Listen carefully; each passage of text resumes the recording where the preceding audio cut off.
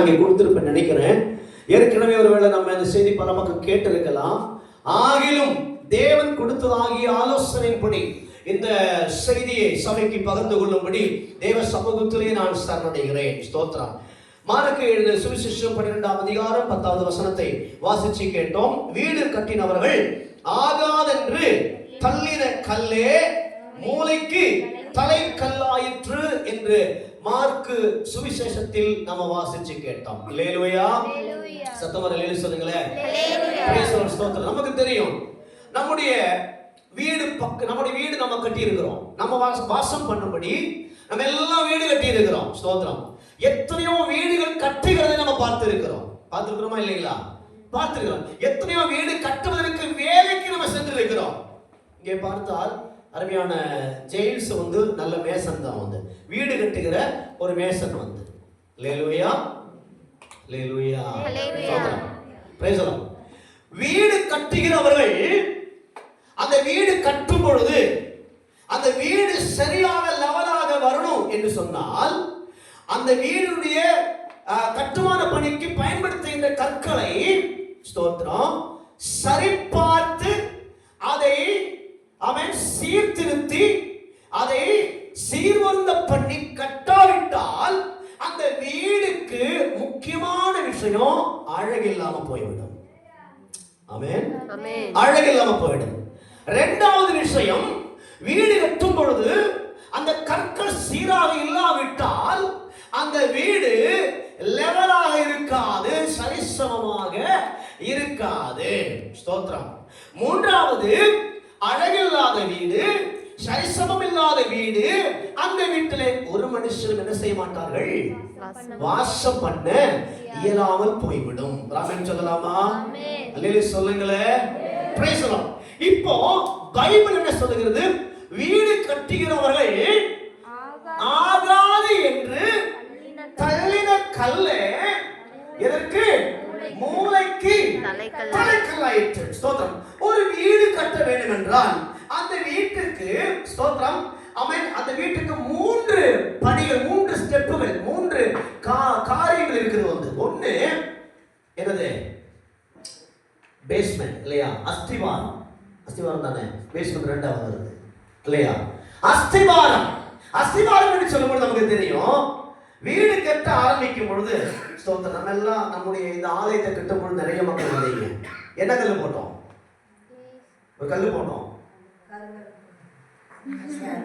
மூலைக்கல் ஸ்தாபிச்சோம் இல்லையா? மூலைக்கல் போட்டோம். தாராபுரத்துல ஒரு பாஸ்டர் வரவழைச்சு அவர் ஜெபம் பண்ணி காலையில அவன் மூலையில என்ன செஞ்சோம்? நம்ம ஒரு கல்லை போட்டு ஜெபித்து இந்த ஆலயம் கட்டுமான பணிக்கு இந்த மூலைக்கல் போடுகிறோம் என்று சொல்லி மூலைக்கல் போட்டு ஜெபித்து ஆரம்பிச்சோம். இப்படி எல்லா வீடுகளும் இந்துக்கள் என்ன செய்வார்கள்? அவர்கள் சாமி கும்பிட்டு அதை பண்ணி இது பண்ணி என்ன பண்ணுவாங்க? அந்த கல்லை ஸ்தாபிப்பாங்க. இஸ்லாமியர்கள் எப்படி தெரியல. கிறிஸ்தவ மக்கள் என்ன செய்வார்கள்? ஜெபித்து அந்த கல்லை அங்கே ஸ்தாபிப்பார்கள். இந்த கல்லு போட்ட பிறகு மண்ணுக்கு அடியில போகிற கற்களை அவன் மூளைக்கல்லாக போட்ட பிறகு அப்புறம் வர கல்லை எல்லாம் எடுத்து உள்ள போட்டு நிறைச்சு அடிச்சு ரெடி பண்ணி அதுக்கு மேல மண்ணு சிமெண்ட் எல்லாம் போட்டு ரெடி பண்ணிடுவாங்க. இப்போ மட்டம் வந்துருச்சு, தரை மட்டம் வந்துருச்சு. இதுக்கு மேல என்ன செய்வோம்? பேஸ்மெண்ட் போடுவோம். இதுக்கு மேல ஒரு பேஸ்மெண்ட், அதாவது ஒரு பிளிந்த் பீமோ அல்லது கற்களினாலேயோ ஒரு அடிக்கோ 2 அடிக்கோ ஒரு பேஸ்மெண்ட் போடுவோம். இந்த பேஸ்மெண்ட் வெளியே இருக்கும், அஸ்திவாரம் கீழே இருக்கும். அதுக்கு மேல கட்டப்படுகின்ற அதுக்கு மேல செங்கலோ அல்லது சிமெண்ட்களோ ஏதோ ஒரு கல்லினால கட்டப்படுவோம்.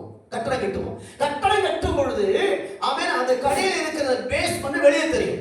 இப்ப எல்லாம் என்ன பண்றாங்கன்னா, பேஸ்மெண்ட் தெரியாதபடிக்கு எல்லாத்தையும் ஏகமா பூசிடுறாங்க. எது பேஸ்மெண்ட், எது ஃபவுண்டேஷன் பேஸ்மெண்ட், எது ஃபவுண்டேஷன் தெரியாது, எது பேஸ்மெண்ட் தெரியாது, அதுக்கு மேல இருக்கிற கட்டடம் எதுன்னு தெரியாது. அந்த அளவுக்கு ஒரே பூச்சி பூசி முடிச்சிடுறாங்க. ஆனா கேரளாவில் நீங்க வீடுகள் போய் பார்த்தீங்கன்னா ஃபவுண்டேஷன் தெரியாது, அஸ்திவாரம் தெரியாது. ஆனா என்ன தெரியும்? பேஸ்மெண்ட் தெரியும். அந்த பேஸ்மெண்ட் தனியா அழகுபடுத்தி அந்த பேஸ்மெண்ட் தனியா ஒரு டிராயிங் பண்ணி அழகா வச்சிருப்பாங்க. அதுக்கு மேல 2 இன்ச் தள்ளு கொடுத்து அதுக்கு மேல கட்டடம் கட்டுவாங்க. அந்த 2 ஸ்டெப் நல்லா தெரியும், அழகா இருக்கு பாக்குறதுக்கு. அப்படிதான் நம்ம கட்டி இருக்கிறோம். பேஸ்மெண்ட் தனியா தெரியும். எத்தனை பார்த்துருக்கீங்கன்னு தெரியல. ஸ்தோத்திரம். அப்போ இந்த இடத்துல சம்பவம் பைபிள் சொல்லுகிறது, கட்டடம் கட்டுகிறவர்கள் ஆகாது என்று எதை செய்வார்கள்? கல்லுகளை தள்ளுவார்கள். ஒரு நாளைக்கு ஒரு கட்டடம் கட்டப்படுகிறது. அந்த கட்டடம் கட்டி வரும் பொழுது அநேக கற்கள் வேஸ்ட் ஆகும். செங்கல் உடைக்கப்படும், அதே போல கருங்கல்கள் உடைக்கப்படும். எல்லாம் உடைச்சு நல்லதை எல்லாம் எடுத்து கட்டிட்டு மீதி உள்ள சில கற்கள் அதனுடைய ரூபம் இருக்காது, அதுக்கு ஒரு அழகு இருக்காது, ஏதோ மாதிரி இருக்கும் அந்த கல்லு. அந்த கல்லை மேசன்கள் என்ன செய்வீங்க? ஒதுக்கிடுவோம். ராமன் சொல்லலாமா? அந்த கல்லை ஓரமா போடுங்க. அது எடுத்து எங்கேயும் வைக்க முடியாது. எந்த இடத்துல எந்த கற்கள் நடுவிலையும் வைக்க முடியாது. அஸ்திவாரத்தில் வேணா போடலாம், ஆனால் அது போடலை. இப்போ பேஸ்மெண்ட்ல வைக்க முடியாது. அதை வச்சு கட்ட முடியும். ஓரமா எடுத்து போட்டுருவோம். கட்டடம் கட்டி முடிச்சாச்சு. அதற்கு அந்த வீட்டுக்கு திறப்பு விழாவும் நடத்தியாச்சு. இப்போ திறப்பு விழா நடந்துட்டு இருக்கும் பொழுது ஓரமா கிடக்கிற கல்லு பார்த்துட்டு சொல்லும், நான் சீராக இருந்திருந்தால் இந்த திறப்பு விழால நானும் பங்கேற்றிருப்பேன். அல்லேலூயா. அப்ப அந்த கல் அங்கிருந்து வேதனைப்படும். நான் சீராக இல்லாத காரணத்தினால் என்னை மேசன் என்ன செய்தாரு? ஒதுக்கி போட்டாரு, ஓரமா போட்டாரு. அநேக நாட்களாக வேதனையோடு இருக்கும். வேதனையோடு இருக்கும் பொழுது ஒரு சம்பவம் நடக்கும். திடீர்னு அடுத்த ஒரு பில்டிங், அடுத்த ஒரு காரியம் அவன் கற்களில கட்டப்பட ஒரு சூழ்நிலை வரும் பொழுது அவன் எந்த கல்லு ஒதுக்கப்பட்டு ஓரமா கிடக்கிறதோ அந்த கல்லையே அந்த வீட்டு எஜமானன் தேடி போவான். ராமன் சொல்லலாமா? ஓடி போடி இந்த கல் எதற்காக ஒதுக்கப்பட்டது, எதற்காக தள்ளப்பட்டது, அந்த கல்லை கொண்டு வாங்க. அந்த கல்லை கொண்டு வந்து ஒரு நல்ல மேசனுடைய கையில கொடுத்து அவன் அந்த மேசன் என்ன பண்ணுவாரு? அந்த கல்லுடைய அழகை மொத்தமா பார்ப்பாரு. மொத்தமா பார்த்துட்டு சொல்லுவாரு, இந்த கல்லு மூளைக்கு வைக்க முடியாது, ஆனால் என்ன செய்யறேன், முயற்சி பண்றேன். அவர் என்ன செய்வாரு? என்ன செய்வாருங்க? என்ன செய்வார் ஜேம்ஸ்? சரி பண்ணும். என்ன எப்படி சரி பண்ணுவோம்? சம்மட்டி எடுப்போம். அதுல கரண்டி வச்சு சீர்படுத்த முடியாது. சம்மட்டி எடுத்து அந்த கல்லை சரி பார்த்து அங்க இங்கே 4 தட்டு உடைச்சு, ஸ்தோத்திரம், எந்த பகுதி சீராக இல்லையோ அந்த பகுதியை உடைச்சு மாற்றி அதை ரூபப்படுத்தி அதை ஷேப் பண்ணி அந்த கல்லை கொண்டு இப்ப மேசன் சொல்லுவாரு, சரிங்களா, ஸ்தோத்திரம், இந்த கல் ஒண்ணுத்துக்கும் ஆகாம கிடந்துச்சு, ஆனா அதை சரி பண்ணிட்டேன், அடிச்சு ரெடி பண்ணிட்டேன். இப்போ இந்த கல் எங்க கொண்டு வைக்கலாம்? எங்க கொண்டு வைக்கலாம்? சொல்லுங்க சத்தமா. மூளைக்கல். ராமன் சொல்லலாமா? செங்கல் அல்ல, ஸ்தோத்திரம், ஆமென், இடையில வருகின்ற இடங்கள் அல்ல. அந்த கல் இந்த வீட்டிற்கு மூளைக்கல்லாக போடுங்கள். ராமன் சொல்லலாமா? விசுவாசம் எப்படியாக இருக்கு தெரியுமா? அந்த மூளைக்கு போடுகின்ற கல்லு தான் அந்த முழு பில்டிங்கையும் தாங்கிட்டு நிற்கிற மாதிரி தான் அவங்க விசுவாசம். ஆனா கிடையாது, ஒரு சடங்கு மட்டும்தான். ஆனால் அந்த ஒதுக்கப்பட்ட கல்லு, துரத்தப்பட்ட கல்லு, அவர் ஒதுக்கிற கல்லு, ஸ்தோத்திரம், என்றைக்கு மேசனுடைய கண்களில் பட்டு அது சீர்படுத்தி ஸ்திரப்படுத்தி அதை ரெடி பண்ணி மூளைக்கல்லா போட முடியும் என்று நினைச்சாரோ அந்த கல் ஒரு விஷயம் செய்தது. அப்படி என்றால் இதுவரைக்கும் நான் வேதனையோடு இருந்தேன். இந்த வீட்டினுடைய அவன் திறப்பு விழா நடந்த பொழுது நான் வெளியிலே கடந்தேன். அநேக ஜனங்கள் வந்தார்கள், அழகா இருக்கிறது என்று சொன்னார்கள். ஆனால் நான் வெளியிலே கடந்தேன். இப்பொழுது மேசன் அதை கண்ட உடனே அந்த மேசனுடைய அவன் கையில இருக்கிற சம்மட்டியை கண்டு, ஸ்தோத்திரம், அந்த கல்லு பயந்து போகவில்லை. அந்த கல்லு ஒருவேளை இப்படியாக சொல்லி இருக்கும், ஸ்தோத்திரம், ஆமென், என்ன போன டைம் இதே மேசன் தானே நீங்க தள்ளி விட்டீங்க. அல்லேலூயா. இதே மேசன் தானே என்ன தள்ளி விட்டீங்க, என்ன ஆகாதுன்னு நீங்க ஒதுக்கி போட்டீங்கல்ல, ஸ்தோத்திரம். இப்போ அதே மேசன் வந்து அந்த கல்லை பார்க்கிறாரு. இந்த கல்லை பார்க்கும்போது விஷயம் நடக்கும். என்ன தெரியுமா? என்ன விஷயம் நடக்குது தெரியுமா? இந்த கல்லை பார்க்கும் போதே அந்த மேசோட கையில் என்ன இருக்கும்? என்ன இருக்கும்? சம்மட்டி இருக்கும். இந்த சம்மட்டியை கண்ட உடனே கல்லு என்ன சொல்லாது? ஐயோ, என்ன ஒதுக்கிற மேசன் அடிச்சதை நொறுக்கி கொல்ல வராரா அப்படின்னு சொல்லாது. அப்போ இந்த சம்மட்டி மேசனை பார்க்கும் பொழுது கல்லுக்கு ஒரு எண்ணம் உண்டாகும். அல்லேலூயா. என்னை ஏதோ ஒரு வகையில இந்த மேசன் பயன்படுத்த போறாரு. ராமன் சொல்லலாமா? மேசன் எடுப்பாரு, சுருட்டி சுருட்டி பார்ப்பாரு. அவன் அங்க இங்க 2 தட்டு தட்டுவாரு, 2 உடைஞ்சிடும். உடஞ்ச உடனே அதை சீர்படுத்தி அதை நல்ல அழகுப்படுத்தி அந்த கல்லை தூக்கிட்டு போய் இந்த மூலையில அவன் சிமெண்ட் போட்டு அங்கே உட்கார வைக்கும் பொழுது அந்த கல் சொல்லும், அப்பா இன்னைக்கு தான் நான் சந்தோஷமா இருக்கிறேன். ராமன் சொல்லலாமா? வேண்டாம் என்று ஒதுக்கப்பட்டேன், வேண்டாம் என்று தள்ளப்பட்டேன், வேண்டாம் என்று நிந்திக்கப்பட்டேன், வேண்டாம் என்று புறக்கணிக்கப்பட்டேன். என்னைக்கு என்னை சீர்படுத்துகிறவர் என்னை கண்டாரோ அவர் என்னை எடுத்து கொண்டு போய் சீர்படுத்தி என்னை மூளைக்கு தலைக்கல்லாய் வைத்து விட்டார். அருமையான தேவச்சனமே, தேவ பிள்ளைகளே, ஸ்தோத்திரம். என்னையும் உங்களையும் இந்த உலகம் வேண்டாம் என்று சொல்லும் பொழுது, இந்த உலகத்தில் உள்ளவர் வேண்டாம் என்று சொல்லும் பொழுது, ஒதுக்கும் பொழுது, ஓரம் தள்ளும் பொழுது ஒரு காரியம் பிடித்துக் கொள்ளுங்கள். என்னையும் உங்களை சீர்படுத்தி மூளைக்கு தலைக்கல்லாய் வைக்கிற ஒரு நல்ல நாயகன் நம்மோடு கூட இருக்கிறார். அல்லேலூயா. அவர் ஒருவேளை சம்மட்டினார் என்ன செய்வாரு சொல்லுங்க? நானும் நீங்களும் சீர்பட்டு ஸ்திரப்பட்டு அவன் மூளைக்கு தலைக்கல்லாய் மாற வேண்டும் என்றால் என்ன அடி விழுகும்? சொல்லுங்க. சம்மட்டி அடி விழுகும். கொஞ்சம் வலிக்கும், கொஞ்சம் வேதனைக்கும், கொஞ்சம் நொறுங்கும். நொறுங்கிதாக வேண்டும். ஆமென் சொல்லலாமா? நீ நொறுக்கப்படுவது, நீ அடிக்கப்படுவது, நீ வேதனைக்கப்படுவது எதற்காக தெரியுமா? உன்னை கொண்டு தள்ளுவதற்காக அல்ல, மூளைக்கு தலைக்கல்லாக மாற்றுவதற்காக. பல சமயங்களில் நமக்கு வேதனைகள் நெருங்கும் பொழுது, போராட்டம் வரும் பொழுது, நிந்தைகள் அவமானங்கள் வரும் பொழுது, வியாதிகளும் சோர்வுகளும் உண்டாகும் பொழுது கலங்க வேண்டாம். இவைகள் எல்லாம் தேவன் நம்மை சீர்படுத்திக் கொண்டிருக்கிறார் என்பதற்கு அடையாளமாக இருக்கிறது. சொல்லலாமா?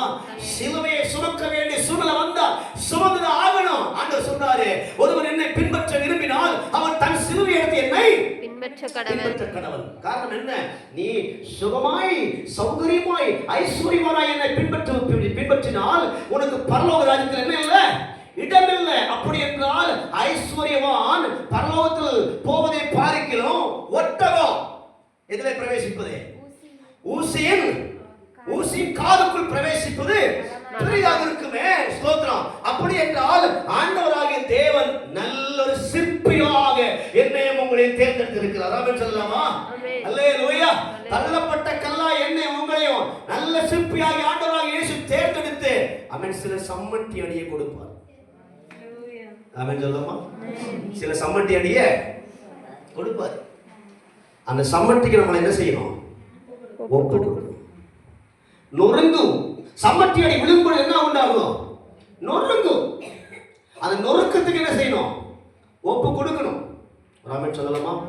சம்மட்டி அடி விழும்போது உடையும், கல் உடையும். உடைவதற்கு என்ன செய்யணும்? ஒப்பு கொடுக்கணும். நொறுங்கும், உடையும், அடி விழும். இவை எல்லாவற்றுக்கும் ஒப்பு கொடுத்தால் மூளைக்கு தலைக்கல்லாய் மாற முடியும். ராமன் சொல்லலாமா? கல்லு வெளியே கடந்த பொழுது மழை பெய்தது, அத்தனை நனைஞ்சிட்டேன். கல்லு வெளியே கடந்த பொழுது வெயில் அடிச்சது, அத்தனை வெயில் நான் கொண்டுட்டேன். காற்றடிச்சது, அத்தனை தூசி மேல படிச்சது. ஸ்தோத்திரம். எத்தனையோ பேர் தூக்கி அங்க போட்டிருப்பாங்க, இங்க போட்டிருப்பாங்க, கால் வச்சு மிதிச்சிருப்பாங்க, எல்லாம் செஞ்சிருப்பாங்க. என்றைக்கு பார்க்க வேண்டியவன் அதை பார்த்தானோ அன்றைக்கு அவன் பார்வையில தெரிஞ்சது, இந்த கல் மூளைக்கு தலைக்கல்லாய் மாற வேண்டும். சொல்லலாமா? அருமையான தேவஜனமே, மனுஷனுடைய பார்வையில் நமக்கு தேவை, தேவனுடைய பார்வை நமக்கு தேவையாக இருக்கிறது. தேவன் நம்மளை பார்த்தால் நம்ம ரூபம் இல்லாதவர்களையும் ரூபகுணம் இல்லாதவர்களையும் ரூபப்படுத்தி அவர்களை மூளைக்கு தலைக்கல்லாக மாற்றுகிற சிற்பியாக தேவன் நம்மோடு கூட இருக்கிறார். சொல்லலாமா? அல்லேலூயா. வேதத்திலே ஆராய்ந்து பார்க்கும் பொழுது ஸ்தோத்திரம், நியாயாதிபதிகளுடைய புஸ்தகத்துக்கு நாம கொஞ்சம் திரும்பி பார்க்கலாம். நியாயாதிபதிகளுடைய புஸ்தகம் அவன் 11ஆம் அதிகாரம் 1-2 வசனங்களை வாசியுங்கள். நியாயாதிபதிகள் 11ஆம் அதிகாரம் 1-2 வசனங்களை வாசியுங்கள். கிலியாத்தியனாகிய யெப்தா பலத்த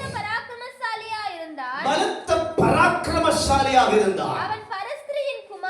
அவன் பரஸ்திரியின் குமாரன். கிலியாத் அவனை பெற்றான். கிலியாத்தின் மனைவியும் அவனுக்கு குமாரர்களை பெற்றாள். போதும். ராமன் சொல்லலாமா? யெப்தாவை குறித்து எத்தனை பேர் கேட்டிருக்கிறீங்க? யெப்தா என்கிற ஒரு நியாயாதிபதியை குறித்து எத்தனை பேர் கேள்விப்பட்டிருக்கிறீங்க? பைபிள்ல வாசிச்சிருக்கிறீங்களா? அட்லீஸ்ட் வாசிச்சிருக்கீங்களா? இல்லைங்களா? வாசிச்சவங்களுக்கான கர்த்தரை ஸ்தோத்திரிக்கிறேன். ராமன் சொல்லலாமா? யெப்தா என்கிற ஒரு மனிதன். இவன் யாருடைய குமாரன்? கிலியாத்தினாகிய யெப்தா. இவனுடைய அப்பாவுடைய பேர் என்ன? கிலியாத். ராமன் சொல்லலாமா? கிலியாத் என்பது ஊரு, கிலியாத் என்பது பெயர். ராமன் சொல்லலாமா? கிலியாத்தினாகிய யெப்தா.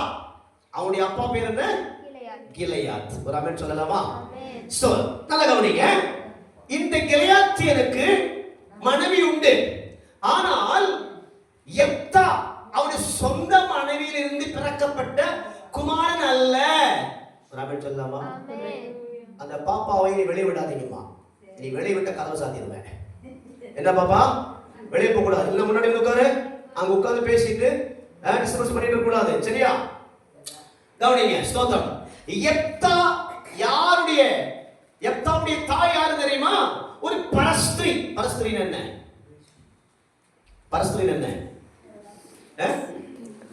சொந்த மனைவி அல்லாதவள் என்று அர்த்தம். அதுக்கு வேற அர்த்தம் உண்டு. ஸ்தோத்திரம்.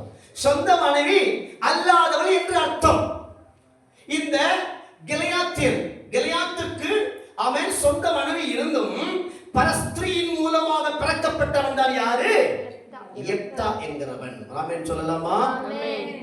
யெப்தா என்கிற பெயருக்கு அர்த்தம் என்ன தெரியுமா? கர்த்தர் விடுவிக்கிறார் என்ற அர்த்தம்.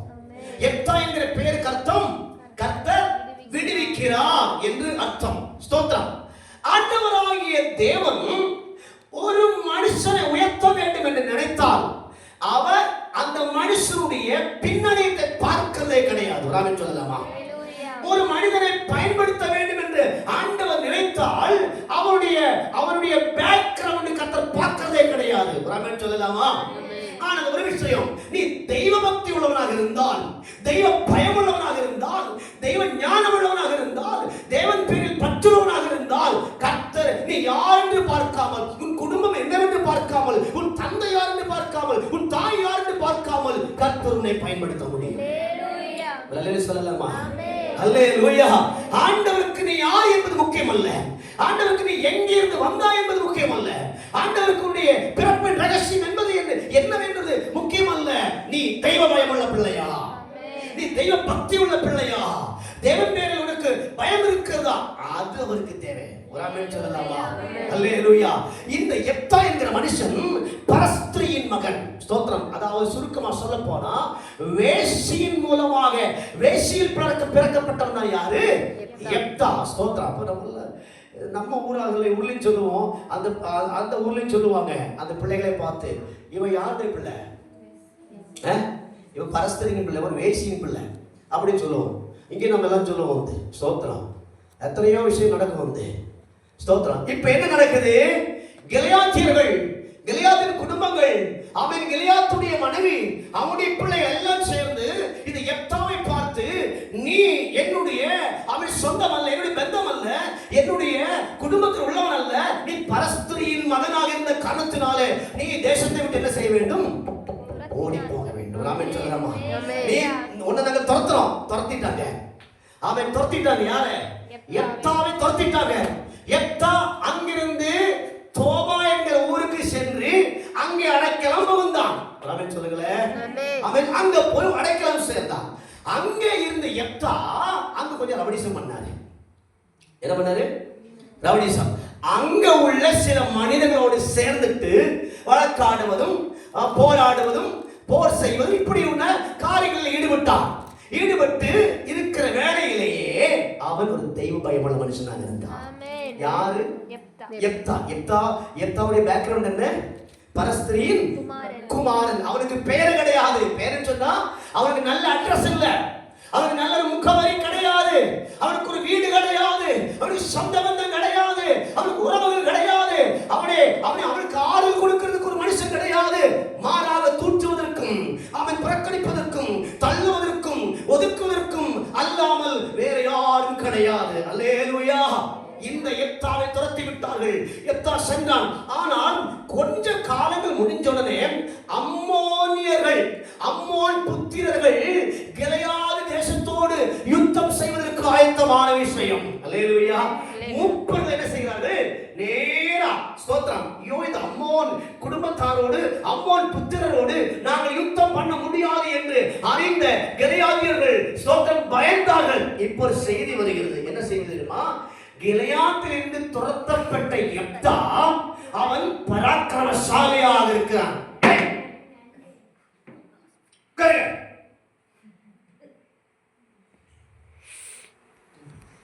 அல்லேலூயா.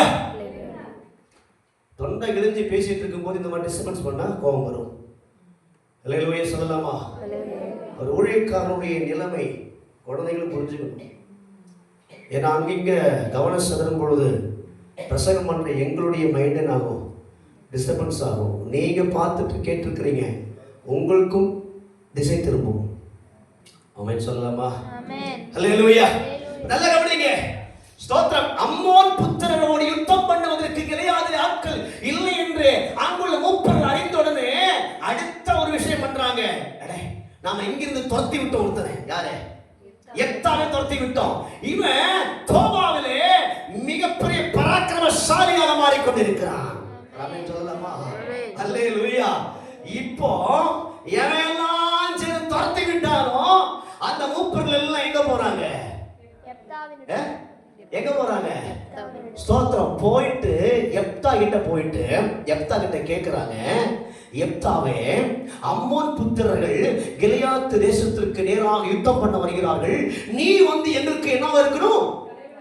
தலைவனாக இருந்து அந்த யுத்தத்தை நீ நடத்தணும் என்று சொல்லும் பொழுது அடுத்த கெடு வைக்கிறார். 6ஆம் அதிகாரம் 14 இருந்து 8 வரைக்கும் ஒரு கெடு வைக்கிறார். யாரு? எப்தாவை கெடு வைக்கிறார். என்ன கெடு வைக்கிறாரு?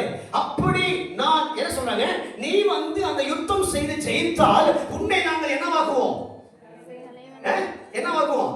இஸ்ரவேலுக்கு தலைவனாக்கி நியாயாதிபதியாக்குவோம். அப்போ ஒரு கெடு வைக்கிறாரு. நான் வந்து யுத்தம்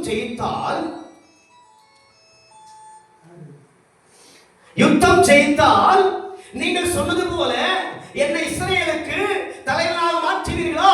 அதுக்கு சேர்த்து ஒரு வசனம் சொல்றாரு. 6-8 வயசு வாசிங்க. கிலியாத்தின் அதற்கு யெப்தா, அம்மோன் புத்திரரோட யுத்தம் பண்ண நீங்கள் என்னை திரும்ப அழைத்து போன பின்பு கர்த்தர் அவர்களை பாருங்க, அம்மோன் புத்திரரோட யுத்தம் பண்ண நீங்கள் என்னை திரும்ப அழைத்து போன பிறகு என்ன வார்த்தை சொல்றாரு? கர்த்தர் அவர்களை என் முன்னிலையாய் ஒப்புக்கொடுத்தார்.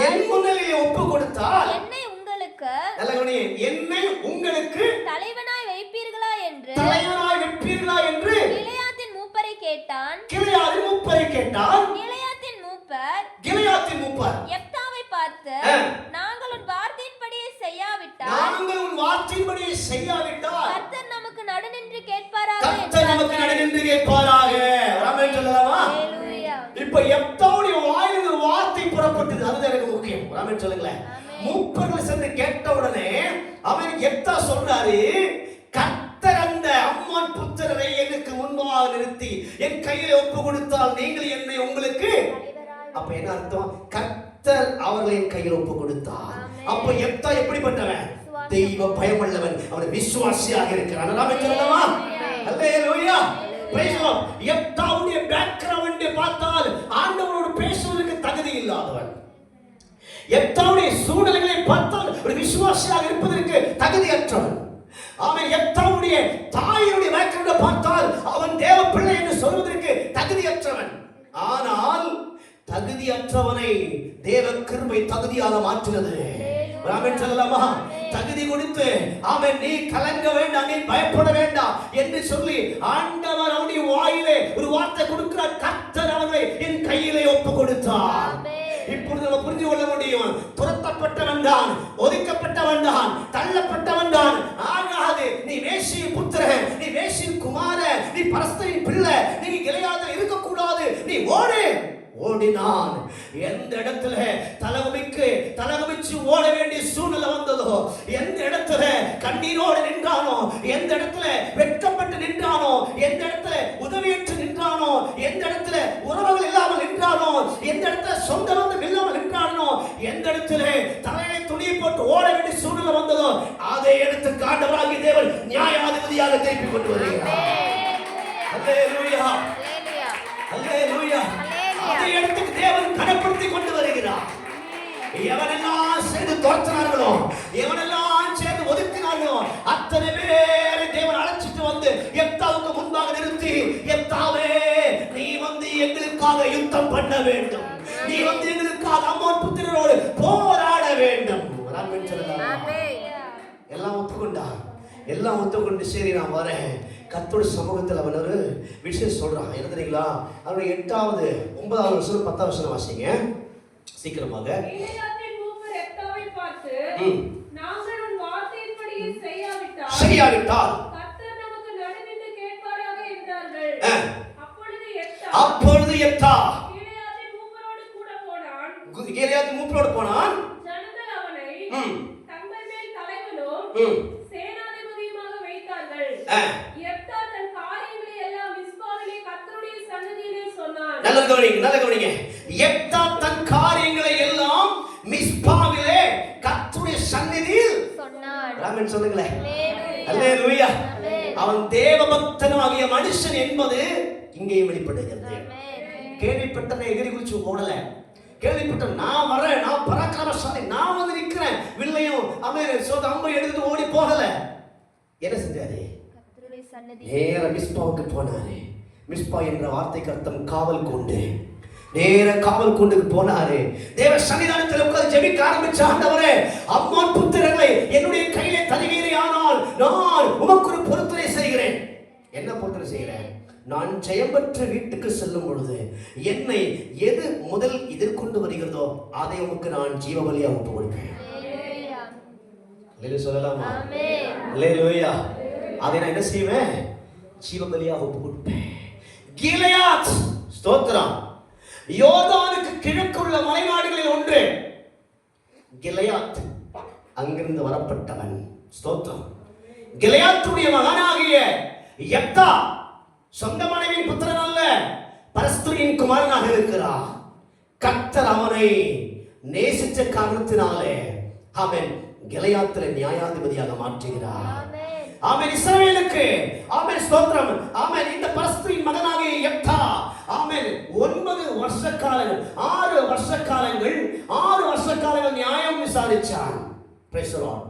இஸ்ரவேலிலே 9வது நியாயாதிபதியாக வலம் வந்தான். யாரு? யெப்தா என்பவன். அவனுடைய பேக்ரவுண்ட் என்ன? பரஸ்திரியின் குமாரன். அல்லேலூயா. பரஸ்திரியின் குமாரன் தான் தெய்வ பயமும் தெய்வ பக்தியும் ஆமென் ஸ்தோத்திரம் ஆமென் தெய்வ ஸ்நேகமும் தெய்வ அன்பும் நிறைந்திருந்த காரணத்தினாலே அருமையான தேவச்சங்கமே, எந்த ஜனம் தள்ளினார்களோ அதே ஜனத்திற்கு நியாயம் செய்யும்படி நியாயபாலகனாக மாறிவிட்டார் யெப்தா. 6 வருஷ காலங்கள் இஸ்ரவேல் ஜனத்தை ஆண்டான். அல்லேலூயா. அவனுக்கு முகவரி இல்ல, அவனுக்கு அட்ரஸ் கிடையாது, அவனுக்கு அவன் சொந்த குடும்பத்துல அவனுக்கு மதிப்பு கிடையாது. அவனை ஒதுக்கினார்கள். ஒதுக்கப்பட்டவன் அரசாண்டான். சொல்லலாமா? ஒரு பொருத்தனை பண்ணான். எது எனக்கு எதிராக வருகிறதோ அதை நான் உமக்கு என்ன செய்வேன்? ஜீவ பலியாக ஒப்பு கொடுத்துறேன். ஜீவ பலி கொடுத்துருவேன் ஆண்டவரே. ஸ்தோத்திரம். அம்மோன் புத்திரனோட யுத்தம் பண்ணினான், ஜெயித்தான். அல்லேலூயா சொல்லலாமா? ஜெயித்தான். ஆமென். மிகப்பெரிய கோஷத்தோட ஆரவாரத்தோட வீட்டுக்கு செல்லுகிறான். வீட்டுக்கு செல்லும் பொழுது இவர் நினைச்சாரு, ஒருவேளை வேலைக்காரியோ அங்குள்ள ஆடுகளோ கழுதைகளோ ஏதாவது ஒருவேளை எனக்கு முன்பாக வந்தால் அவைகள் ஏது வருகிறதோ அதை நான் என்ன செய்வேன்? ஜீவ பலியாக பலி கொடுத்துருவேன்.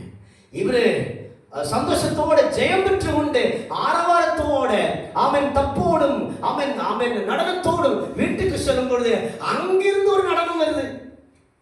அங்கிருந்து ஒரு நடனம், தம்புரு வாசிச்சு கொண்டு கிண்ணற வாசிச்சு கொண்டு ஒருவர் வருகிறார். அது யாரு? யெப்தாவுடைய மகள். உடனே இவர் என்ன பண்ணாரு? தன் வஸ்திரத்தை கிழித்துக் கொண்டு, ஆண்டவரே எனக்கு இப்படிப்பட்ட சோதனை வேண்டுமா? வேற யாராவது வருவார்கள் என்று எதிர்பார்த்தேன். ஆனா யாரு வருகிறார்? என் மகள் வருகிறாளே, நான் என்ன செய்வது? தன் மகளிடத்தில் சொல்லுகிறார், இப்படி நான் பொறுத்தவரை செய்தேன் இல்லையா, நீ எதற்கு வந்தாய்? அவர் சொன்ன வார்த்தை தெரியுமா? என் தகப்பனே, வாசிக்கலாம். என் தகப்பனே, நீ கர்த்தரை நோக்கி உம்முடைய வாயை திறந்து பேசினீர் அல்லவோ? அம்மோன் புத்திரராகிய உம்முடைய சத்துருக்களுக்கு நீதியை சரிக்கட்டும் ஜெயத்தை கர்த்தர் கட்டளையிட்டபடியினால் உம்முடைய வாயிலிருந்து புறப்பட்ட படியே எனக்கு செய்யும் என்றார். சொல்லலாமா? என்ன சொல்லியிருக்கிறார் இவரு? எனக்கு எதிர்கொண்டு வருகிறது, நான் என்ன செய்வேன்? ஜீவபலியா ஒப்பு கொடுப்பேன். யாரு வந்திருக்கிறா? சொந்த மகள். இவருக்கு வேற மகளும் கிடையாது, வேற மகனும் கிடையாது. ராமன் சொல்லலாமா? இனி இவர்களுக்கு ஒரு மகனும் இல்ல, மகளும் கிடையாது, ஒரே ஒரு மகள், ஒரே ஒரு மகள். இதுதான் ஆபிரகாமும் செய்தார். ஆபிரகாமுக்கு ஏக குமாரனாக இருந்த ஈசாக்கை என்ன செய்தாரு? கர்த்தர் கேட்டார், அங்கே கர்த்தர் கேட்டார், கொடுத்தார். இங்கே இவர் சொன்னார், கொடுக்க வேண்டியதாச்சு. மகள் சொல்லியிருக்கலாம், அப்பா ஏன்பா அப்படி சொன்னீங்க, நான் தான் வருவேன்னு தெரியாதா, வேற ஏதாவது சொல்லியிருக்கலாம்ல, கேட்டிருக்கலாம். ஆனா அவர் சொன்ன வார்த்தை, உன் வாயிலிருந்து புறப்பட்ட வார்த்தைப்படியே நீ எனக்கு செய்யும். நீ என்னை வெட்டினாலும் சரி, என்னை கொட்டினாலும் சரி, என்னை கண்டமாக முடித்தாலும் சரி, நீ கர்த்தருக்கு முன்பாக சொன்ன வார்த்தையை நிறைவேற்று. காரணம் என்ன? நீ சத்துருக்களுக்கு சரிகட்டும் ஜெயத்தை தேவனுக்கு தந்திருக்கிறார். அதற்காக நீ என்ன செய்துதான் ஆக வேண்டும்? நீ சொன்ன, நீ ஏற்படுத்தின, நீ சொன்ன உன் வார்த்தையின்படியே நீ எனக்கு செய். கவலையே கிடையாது. ஒரு விஷயம் மட்டும் கேட்டார், என் தோழிகளோடு சென்று 2 மாதங்கள் நான் மலையிலே சென்று சோத்திரம் என்னுடைய சோத்திரம் இந்த என்ன சொல்றது, இந்த துக்க நாட்கள், இந்த வாலிப நாட்களை நான் மகிழ்ச்சியோடு கொண்டாடி நான் திரும்பி வருகிறேன். வந்த பிறகு நீ கர்த்தருக்கு சொன்னதை எனக்கு செய். கடைசி வசனத்துக்கு மேல வசனங்களை வாசிக்கலாம். 2 மாதம் முடிந்த பின்பு தன் தகப்பனிடத்திற்கு திரும்பி வந்தாள். அப்பொழுது அவன் பண்ணியிருந்த தன் பொருத்தனையின்படியே அவளுக்கு செய்தான். அவள் புருஷனை அறியாதிருந்தாள். இந்த நிமித்தம் போய்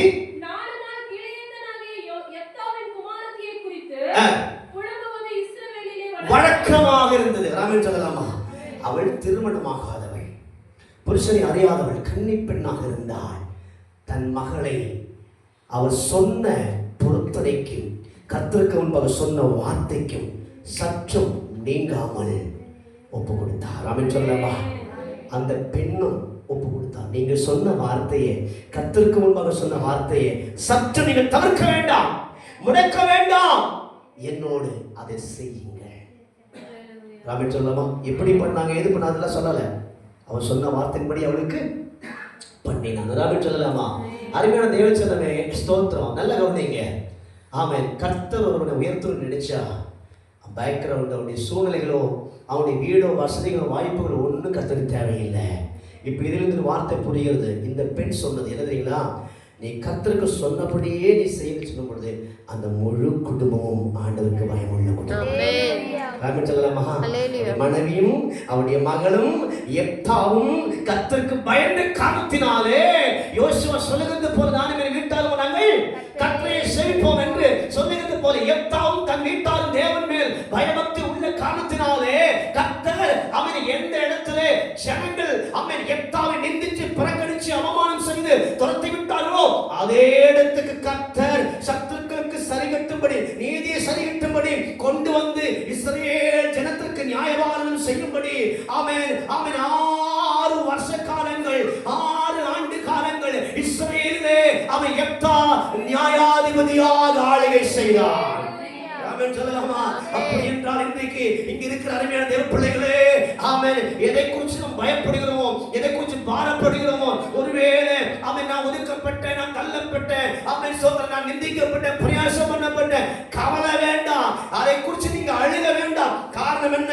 ஒருவேளை துரத்தப்பட்டிருக்கலாம், ஒருவேளை ஒதுக்கப்பட்டிருக்கலாம், ஒருவேளை வேண்டாம் என்று சொல்லி தள்ளி இருக்கலாம். உன்னை பார்க்கிற ஒரு கர்த்தர் உண்டு. வரணும் சொல்லாமா? உன்னை காண்கிற ஒரு தேவன் உண்டு. அவனுடைய பார்வையிலே நான் நீங்கள் நியாயாதிபதிகளாக இருக்கிறோம். அவருடைய பார்வையிலே நான் நீங்கள் ராஜாக்களாக இருக்கிறோம். வரணும் சொல்லாமா? உலகத்தில் சாதாரண மக்கள் நம்மளை ஒதுக்கி தள்ளிவிடும் பொழுது கர்த்தர் என்னை உங்களை ராஜாக்களை அழைக்கிறார், லேவியர்களை அழைக்கிறார். ஆக நம்முடைய சிரசின் மேலே ராஜ கிரீடம் அமர்ந்திருக்கிறது. நியாயம் செய்யும்படி, நியாயபாலனம் செய்யும்படி, நியாயாதிபதிகளாக இருக்கும்படி எப்தாவை தேவன் தெரிந்தெடுத்தாரே. ஆனால் தள்ளப்பட்டான், ஒதுக்கப்பட்டான், நாம வேசியின் குமாரன் என்று சொல்லி, பரஸ்திரியின் பிள்ளை என்று சொல்லி துரத்தி விட்டார்கள். யாரெல்லாம் துரத்தினார்களோ அங்கே சென்று காலில் விழ வேண்டிய சூழல் வந்தது. ராமன் சொல்லலாமா? என்னை உங்களை தேவன் உயர்த்துகிற தேவன். ஹல்லேலூயா. அல்லேலூயா. நம்முடைய சொந்த பந்தங்களிலே, நம்முடைய உறவுகளிலே, நம்முடைய குடும்பங்களில் அநேக ஒருவேளை நம்மளை பார்த்து நீ சபைக்கு போற, நீ இயேசுன்னு சொல்ற, உனக்கு என்ன பிரயோஜனம் இருக்குது, உனக்கு என்ன பிரயோஜனம் இருக்குன்னு சொல்லி நிந்திச்சு பரியாசம் பண்ணலாம், கேலி கிண்டல் பண்ணலாம். ஒரு நாளைக்கு அவர்கள் உங்க காலகிட்ட வருவாங்க. எதற்காக? எனக்கு பயமாக இருக்குது, எனக்கு வியாதியாக இருக்குது, ஐயோ எனக்காக ஜெபம் பண்ணுங்க, எனக்காக ஜெபம் பண்ணுங்க, எனக்காக ஜெபம் பண்ணுங்க. Price the Lord. கர்த்தர் அப்பொழுது உங்களை மேன்மைப்படுத்துவார், கர்த்தர் அப்பொழுது உங்களை உயர்த்துவார், கர்த்தர் அப்பொழுது உங்களை ஆமென் ஆமென் அவர் செய்கைகளை நினைப்பூட்ட செய்வார். எழுந்திருக்கலாம், சொல்ல வேண்டும்.